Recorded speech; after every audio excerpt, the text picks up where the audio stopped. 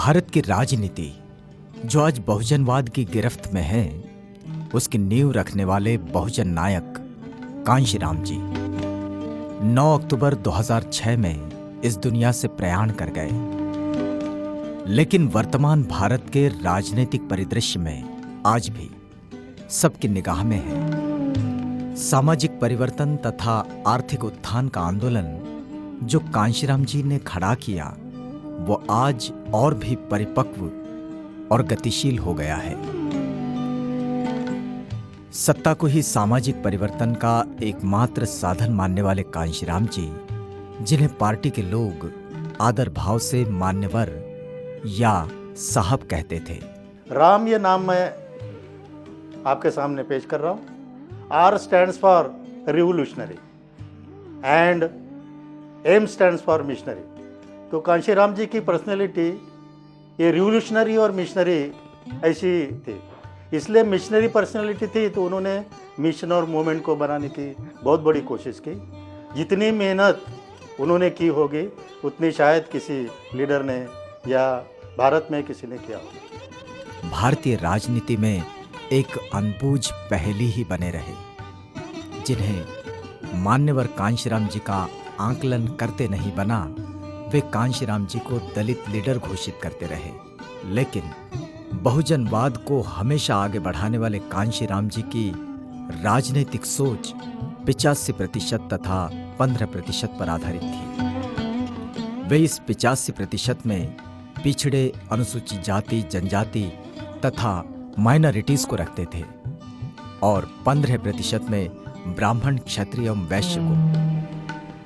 बहरहाल भारतीय राजनीति के क्षितिज पर अपनी पूरी क्षमता से चमकने वाला ये सितारा पंजाब के रोपड़ जिले के खवासपुर गांव में एक रामदासी सिख परिवार में 15 मार्च 1934 में जन्मा। पिता हरि सिंह ब्रिटिश आर्मी में थे और मां का नाम बिशन कौर। कांशीराम की 3 बहनें तथा 2 भाई और भी थे। ये तो कहीं पता नहीं चलता कि उनका कभी छुआछूत से कोई व्यक्तिगत सामना हुआ हो। कांशीराम ने प्राथमिक शिक्षा उनके गांव खवासपुर से 2 किलोमीटर दूरी पर गांव मलकापुर में ली। इंटरमीडिएट तथा हाई स्कूल की पढ़ाई इस्लामिक स्कूल रोपड़ से पूरी की और गवर्नमेंट कॉलेज रोपड़ से ही बीएससी कर लिया और प्रतियोगिता परीक्षा उत्तीर्ण करने पर देहरादून में जियोलॉजिकल सर्वे ऑफ इंडिया में उन्हें नौकरी मिली। लेकिन 1957 में कांशीराम जी ने इस नौकरी को सिर्फ इसलिए ठुकरा दिया कि उन्हें यहां नौकरी में बने रहने वाले बॉन्ड पर दस्तखत करने थे।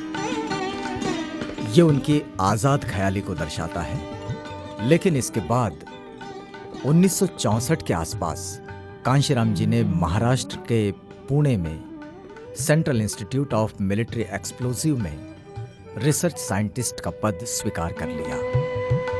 लेकिन यहां भी अधिकारों की स्वतंत्रता और उनकी रक्षा के संबंध में प्रशासन से उनकी बात कुछ बनी नहीं। दिना भाना, जो उन्हीं के कार्यालय में चतुर्थ श्रेणी के कर्मचारी थे, उन्होंने बाबा साहब डॉक्टर अम्बेडकर जयंती पर अवकाश के लिए प्रशासनिक अधिकारियों से प्रार्थना की। लेकिन सवर्ण ऑफिसर ने उनकी यह अर्जी रद्द कर दी और इसके लिए जब दिना भाना ने पूछताछ की तो उन्हें नौकरी से निलंबित कर दिया गया। कांशीराम जी से इस घटना का जिक्र उनके साथियों ने किया तो उन्होंने मामले को कोर्ट से सुलझाने की बात कही और केस जीत भी लिया। लेकिन इस घटना ने कांशीराम जी को झकझोर दिया। दिना भाना का ये केस जीतने के बाद वे नौकरी पर लौटे नहीं और उन्होंने नौकरी से इस्तीफा भी नहीं दिया।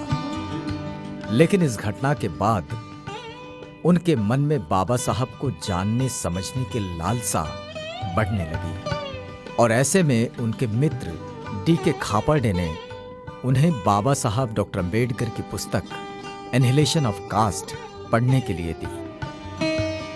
कांशीराम जी ने अपने भाषणों के दौरान कई बार इस बात का उल्लेख किया है।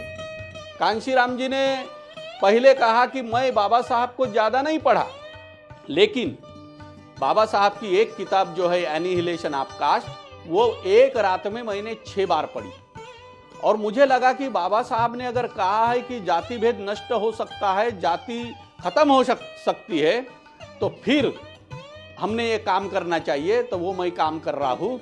और बाबा साहब की जो विचारधारा थी कि उन्होंने कहा था कि गुलामों को गुलामी का एहसास करा दो तो वो विद्रोह कर देंगे, तो उसी आधार पर उन्होंने काम शुरू किया कि हमें समाज को तैयार करना है। एनिहिलेशन ऑफ कास्ट ने उन पर बड़ा गहरा असर डाला और बाबा साहब का आंदोलन आगे बढ़ाने के लिए मैदान में कूद पड़े। कांशीराम जी का सार्वजनिक जीवन और आंदोलन में इस तरह प्रवेश करना इस बात को दर्शाता है कि सामाजिक आंदोलन की चेतना दिल की गहराइयों से आती है और यह एक ऐसा तथ्य है जो नौजवानों को इस बात के लिए प्रेरित भी करता है कि वे सामाजिक आंदोलन में अपना योगदान दें। उस समय मुझे कांशीराम साहब मालूम भी नहीं थे। कांशीराम साहब की ये मूवमेंट है, बामसेफ क्या, ये मुझे कुछ मालूम नहीं था। एक गायक होने की वजह से उन्होंने मुझे ऑफ़र किए थे और तब कामठी रोड पर धर्म काटा वहाँ बहुजन समाज पार्टी का ऑफिस था। तब DS4 थी, बहुजन समाज पार्टी शुरू होने की थी। तो उस समय मैं 3-4 लोग गायक लेके, मेरे साथ में हारमोनियम वादक वगैरह जो पार्टी थी मेरी, हम लोग पहले मूवमेंट के गाने गाते थे DS4 के। और DS4 के गाने हमारे होने के बाद में जब लोग इकट्ठा होते थे वहाँ पर, तो हम लोग वहाँ से अगले चौक में जाते थे। वो सब प्रोग्राम बना के हमको वहाँ से मिलता था।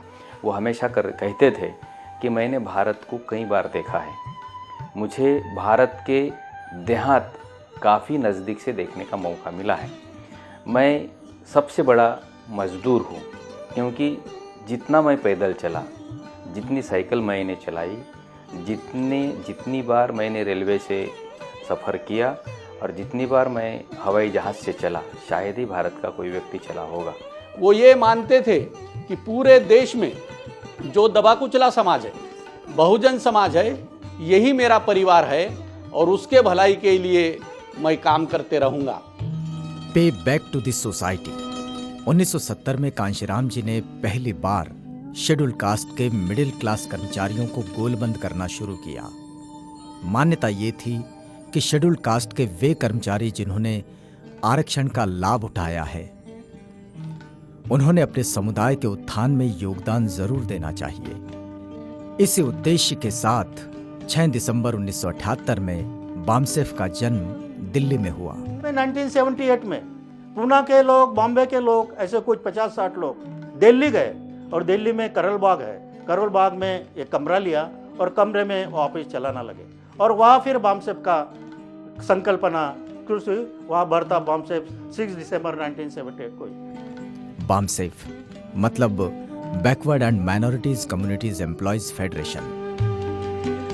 बामसेफ की सफलता के बाद कांशीराम जी ने अपने आंदोलन का दायरा बढ़ाते हुए समाज के विभिन्न वर्गों को एक साथ लाने की पहल की और 6 दिसंबर 1981 में कांशीराम जी की दलित शोषित समाज संघर्ष समिति आई, जिसे DS4 कहा गया। वो कहते थे कि समाज में जब तक के कोई स्ट्रगल नहीं होगा, जब तक के कोई आंदोलन नहीं होगा, तब तक समाज का उत्थान नहीं होगा। और DS4 उन्होंने चालू की। DS4 के माध्यम से कुछ पॉलिटिकल इलेक्शंस उन्होंने खड़े किए और इसके माध्यम से बहुजन समाज में जनजागृति और चेतना भरने का कार्य शुरू हुआ। तब DS4 अपने महापुरुषों के आंदोलन लोगों के घर घर तक पहुंचाता था, जिसे मान्यवर कांशीराम जी ने नाम दिया mela on wheels, people's parliament. Miracle of 2 feet and 2 wheels के तहत तो उन्होंने पूरे देश में जनजागृति का साइकिल मार्च चलाया। आंदोलन साल भर चलता रहे, इस दिशा में वो प्रोग्राम बनाते थे। साइकिल मार्च ये एक ऐसी उनके द्वारा दी हुई देन है बहुजन समाज के लोगों के लिए कि कम साधनों के द्वारा, कम पैसों के द्वारा आंदोलन किस प्रकार से गतिमान रखा जा सकता है, उसके नुक से मान्यवर कांशीराम जी के प्रयोगशील शैली से समाज के सामने आए। 1980 में बाबा साहब के पुतले के अनावरण के वक्त में वो नागपुर आए थे। तब से नागपुर में जब भी वो आए, करीबन जो मेरे पास जो उसकी एंट्री है, जो मैंने लिखा है, उस हिसाब से करीबन 73 बार मान्यवर कांशीराम साहब नागपुर आए, अलग अलग सभा सम्मेलन, मीटिंग, रैलियों के लिए आए। और जब उनकी सभा सम्मेलन होती थी तो उसमें भी मैं नोटिंग करने का काम करता था। मान्यवर कांशीराम जी भारतीय मीडिया के चरित्र से भली भांति परिचित थे, इसलिए वे भारतीय मीडिया को मनुवादी मीडिया कहते थे। वे हमेशा इस तथ्य को बताते थे। मान्यवर कांशीराम जी भारतीय मीडिया के चरित्र से भली भांति परिचित थे, इसलिए वे भारतीय मीडिया को मनुवादी मीडिया कहते थे। वे हमेशा इस तथ्य को बताते थे कि मीडिया बहुजन समाज के जनजागरण एवं सामाजिक चेतना के लिए किए गए कार्यक्रमों की खबर को ब्लैकआउट करता है। इतना ही नहीं, दलितों पर अन्याय एवं अत्याचार की खबरों को भी सही परिप्रेक्ष्य में प्रकाशित नहीं करता। वे ऑपरेस्ट इंडियन के अपने अंक में लिखते हैं कि जहां तहां छोटे स्तर पर हमारे लोग अपने आत्मनिर्भर प्रयासों से छोटे मोटे अखबार एवं पत्रिकाएं निकाल रहे हैं, लेकिन आत्मनिर्भर मीडिया की आवश्यकता इतने बड़े पैमाने पर है कि लोगों के छोटे छोटे प्रयासों से ये बात बनने वाली नहीं है। हमें एक सुनियोजित एवं समग्र रूप से फैलाव लिए हुए समाचार सेवा का जाल खड़ा करने की आवश्यकता है, जो देश की लंबाई और चौड़ाई तक पहुंच सके। इसलिए उन्होंने वंचितों के आत्मनिर्भर मीडिया के निर्माण को आगे बढ़ाते हुए सबसे पहले ऑपरेस्ट इंडियन नाम की अंग्रेजी मासिक पत्रिका का प्रकाशन शुरू किया। फिर दिसंबर 1980 में उन्होंने इस तरह की मीडिया के काम को आगे बढ़ाने की योजना बनाई और लिखा, द ऑपरेस्ट इंडियन के और 9 भाई होंगे जो कि वंचित समाज की सेवा करेंगे। 3 साप्ताहिक पत्रिकाएं होगी जिनका प्रकाशन 3 महत्वपूर्ण केंद्रों से होगा तथा 4 मासिक पत्रिकाओं का प्रकाशन भारत की 4 विभिन्न भाषाओं में होगा। इसी क्रम में उन्होंने बहुजन नायक नाम से हिंदी एवं मराठी साप्ताहिक समाचार पत्रों का प्रकाशन शुरू किया और बहुजन संगठन नाम से साप्ताहिक समाचार पत्र 26 सालों तक चलाया। कांशीराम जी बहुजन संगठन के संपादक थे और आरंभ से लेकर अस्वस्थ होने के बावजूद प्रयाण तक वे इस समाचार पत्र के संपादक बने रहे। और जब 1980 में 30 मार्च 1980 में नागपुर से बहुजन नायक नाम का पहला अखबार निकाला गया बानसेप की तरफ से, 30 मार्च 1984 को जो है मान्यवर कांशीराम जी ने नागपुर से दैनिक जो है बहुजन टाइम्स मराठी वो शुरू करने का मन बनाया, ऐलान किया। कांशीराम कहते थे, वो पेन दिखाते थे ऐसा, यहाँ की सोशल सिस्टम कैसी है, ऐसी खड़ी है, ऐसी ही नहीं है। तो खड़ी सिस्टम में ऊपर ब्राह्मण रहता था, फिर वैश्य रहता था, फिर क्षत्रिय रहता था, फिर शूद्र रहता था। इस सिस्टम से के वजह से हमारे लोगों का शोषण होता है, हमारे पर अत्याचार होता है। इस सिस्टम को, खड़े सिस्टम को आड़ी सिस्टम बना, समांतर करना, यानी वर्टिकल सिस्टम को हॉरिजॉन्टल सिस्टम बनाना, यह उनका कार्य था। कांशीराम जी ने एक इस देश को नई विचारधारा दी और इसीलिए कांशीराम जी के बहुजन शब्द को पहले कोई जानता नहीं था, लेकिन कांशीराम जी ने उसको इतना ब्रांड पब्लिसिटी दिया कि अभी बहुत सारी संगठनाएं बहुजन के नाम से निर्माण की जा रही है।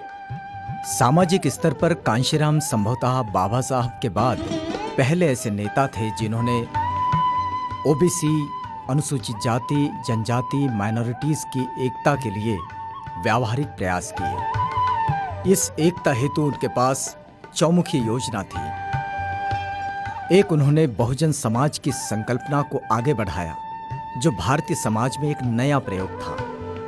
पहली बार किसी नेता ने पिछड़े, दलितों एवं अल्पसंख्याकों को उनकी जनसंख्या के आधार पर उनकी ताकत का एहसास कराया। इस सोच के अंतर्गत ही उन्होंने पिछड़ों, अनुसूचित जाति, जनजाति एवं कन्वर्टेड अल्पसंख्याकों को बताया कि उनकी जनसंख्या इस देश में 85% है, परंतु फिर भी 15% जनसंख्या वाले ब्राह्मण, क्षत्रिय, वैश्य उन पर राज करते हैं। इसलिए अगर 15% वालों को सत्ता से हटाना है तो 85% वालों को एक विचारधारा के आधार पर एक जगह लामबंद करना होगा।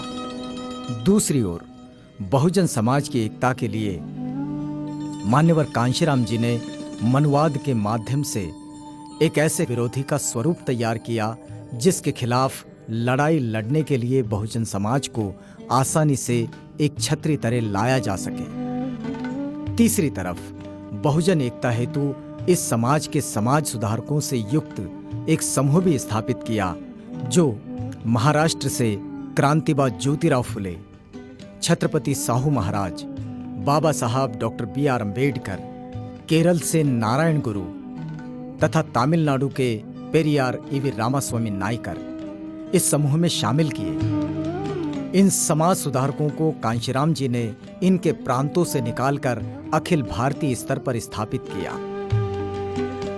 और कहा, जिसकी जितनी संख्या भारी उसकी उतनी भागीदारी।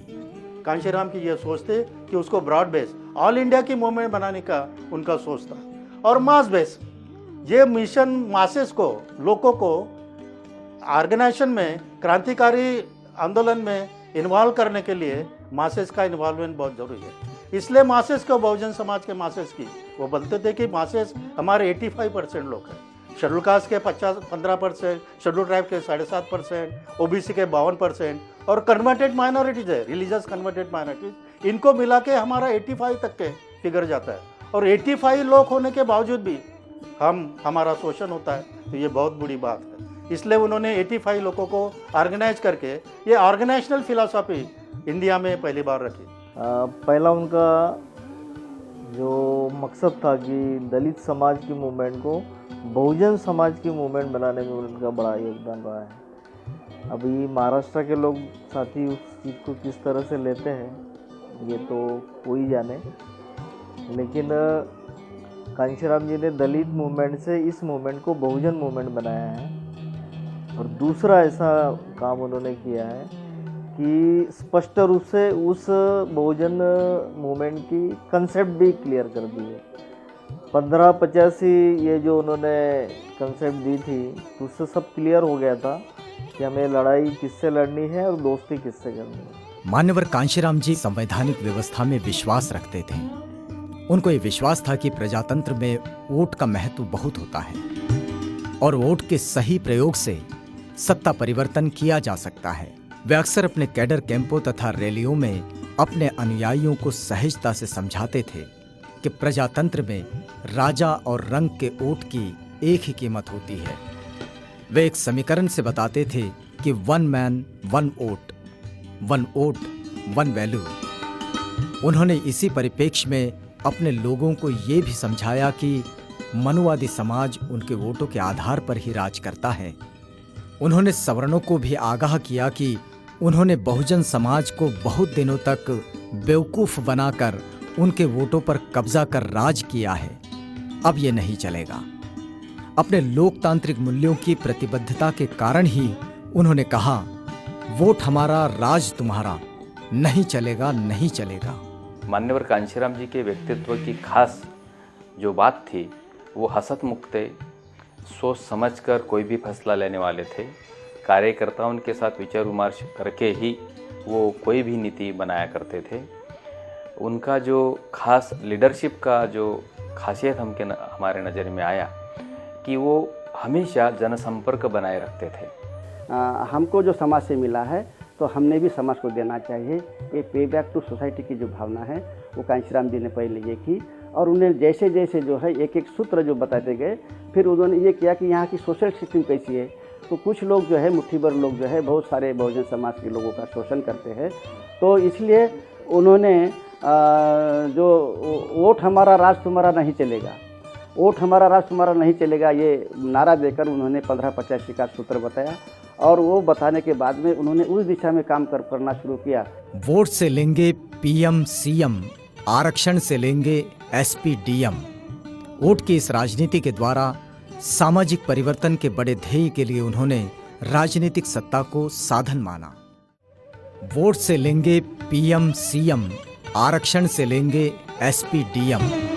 वोट की इस राजनीति के द्वारा सामाजिक परिवर्तन के बड़े ध्येय के लिए उन्होंने राजनीतिक सत्ता को साधन माना और उसे प्राप्त करने के लिए 14 अप्रैल 1984 में बसपा की स्थापना की, बहुजन समाज पार्टी। बहुत जल्द ही प्रजातंत्र में वोट की बदलती हवा के परिणाम आने लगे और बहुजन समाज पार्टी की स्थापना के मात्र 10 वर्षों में ही उत्तर प्रदेश की राजनीति में सवर्णों के वर्चस्व का खात्मा हो गया।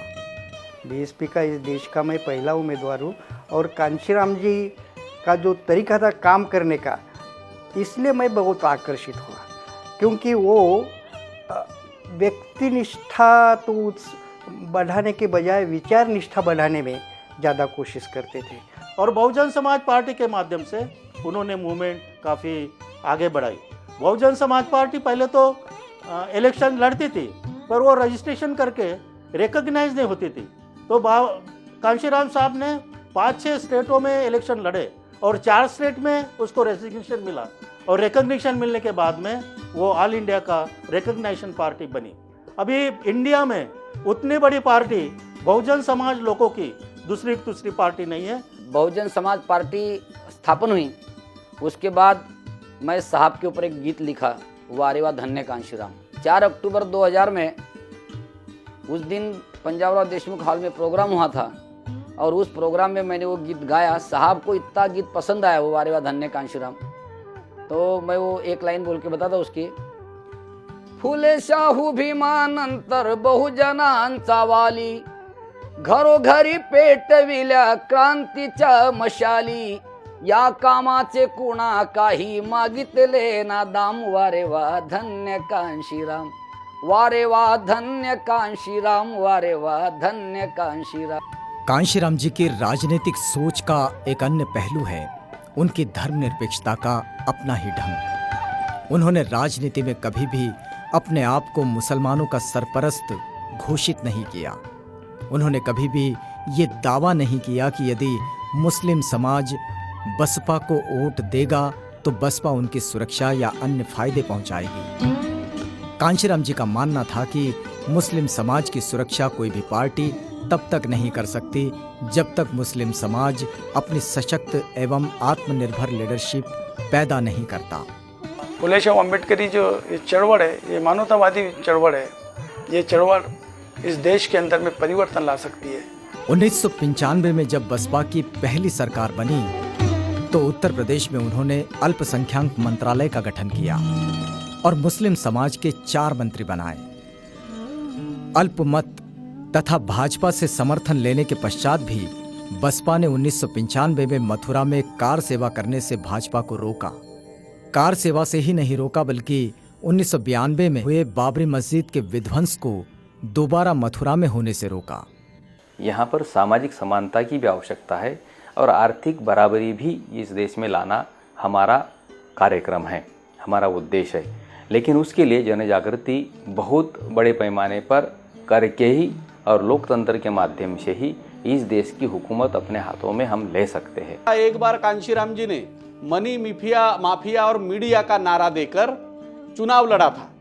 तो एक जगह तो चुनाव उन्होंने लड़ा था दिल्ली में, तो वो दिल्ली में चुनाव एचकेएल भगत के खिलाफ लड़ा था और अमेठी में चुनाव राजीव गांधी के खिलाफ, यानी दोनों के खिलाफ एक ही चुनाव में वो खड़े हुए थे।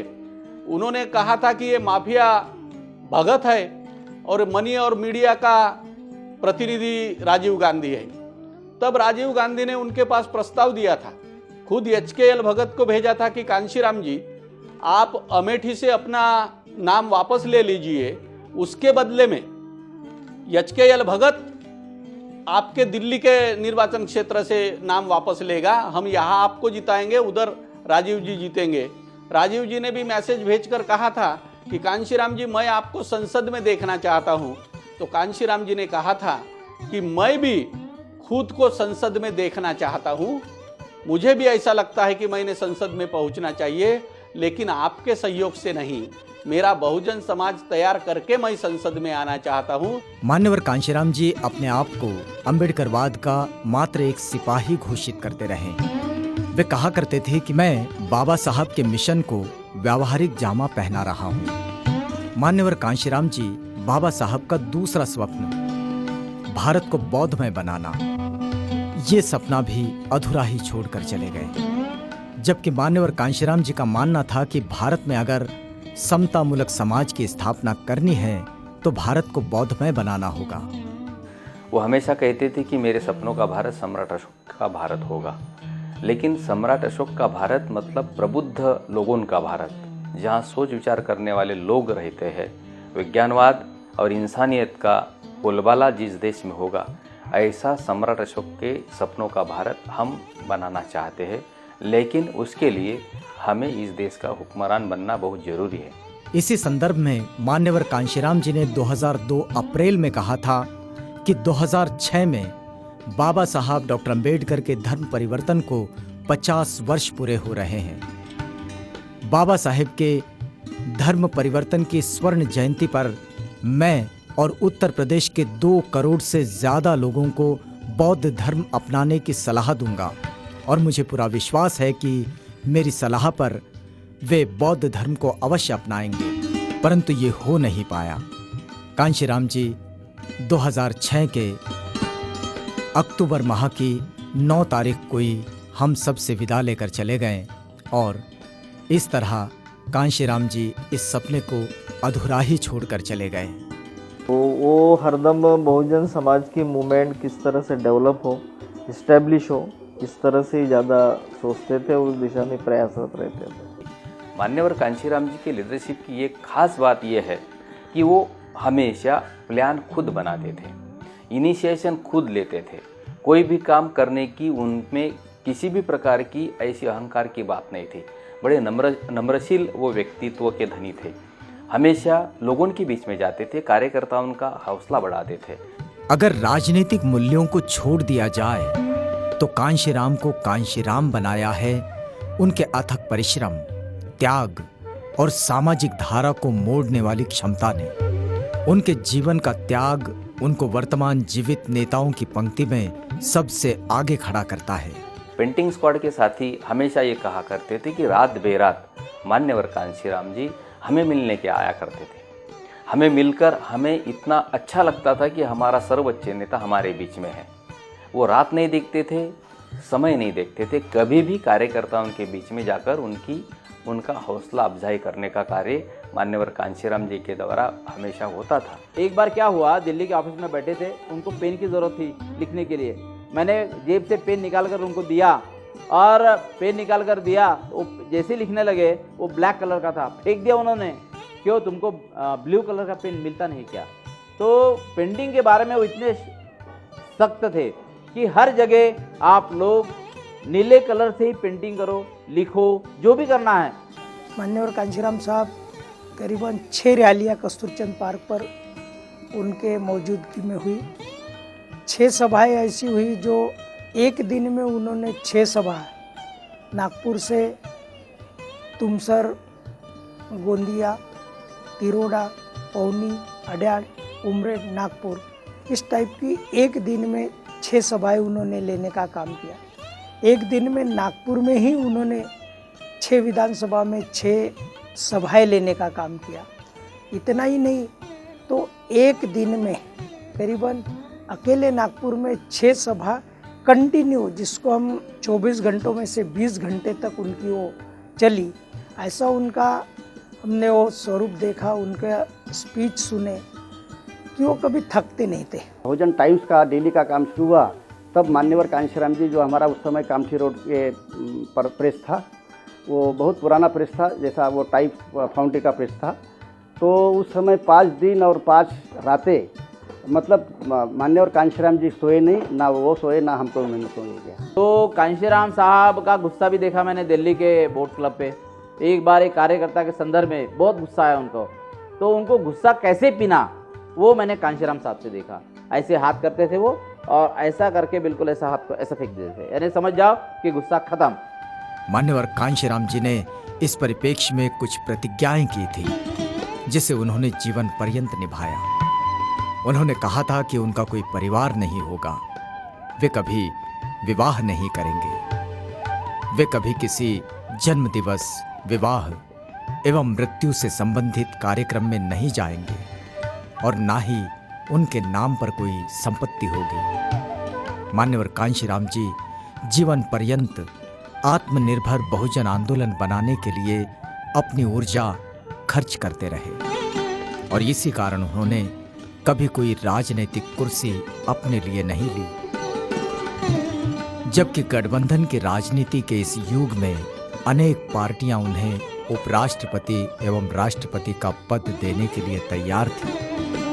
अपने राजनीतिक आंदोलन के सामाजिक सरोकार के कारण ही मान्यवर कांशीराम जी विशुद्ध राजनीतिक नेता नहीं बन पाए, लेकिन जीवन भर मिशनरी लीडर बने रहे।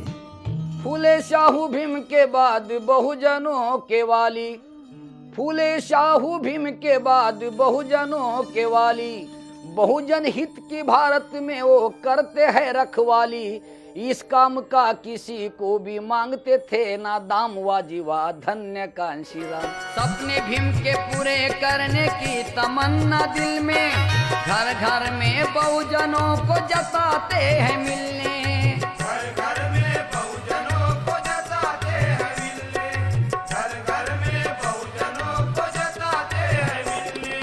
जमात हमारी यहाँ की है ये हुक्मरान, सुन के मनुवादी यहाँ हो रहे हैरान। इस काम का किसी को भी मांगते ना दाम, वाजीवा धन्य कांशीराम, वाजीवा धन्य कांशीराम, वाजीवा धन्य कांशीराम।